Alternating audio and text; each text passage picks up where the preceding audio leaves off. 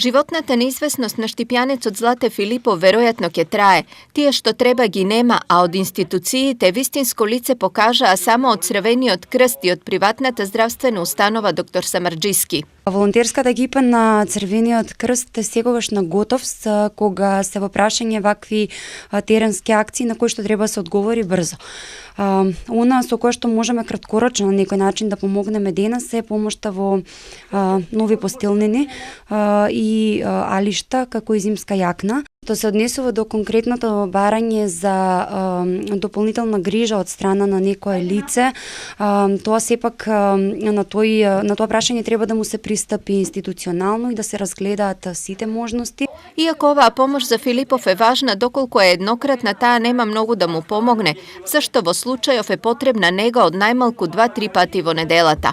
Сега ги према сите апчиња, за как ги пиеш секој ден, обавезно. Поготово за срцето и за притисокот, многу ти е висок притисокот. Притисокот е многу висок, мора да одиш кај неа, она ќе те упате, у болницата треба да лежиш.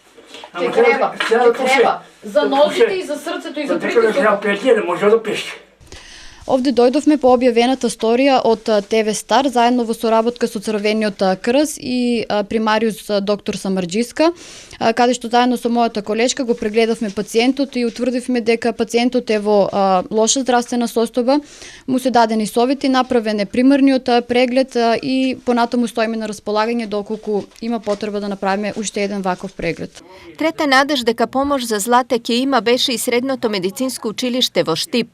Повод е некогашната волонтерска пракса ново училиште да посетува домови на стари изнемоштени лица и да помага, но таа пракса таму веќе била минато, иако беше исклучителна прилика за рана хуманост.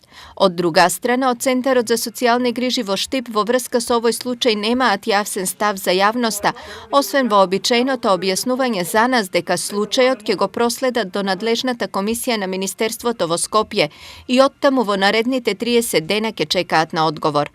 Доколку во меѓувреме не се појави некој од некаде и на Злате да му помогне веднаш, колку долго ќе страда е неизвестно. Да подсетиме, Злате Филипов веќе долго живее сам, но е тешко инвалидизирано лице.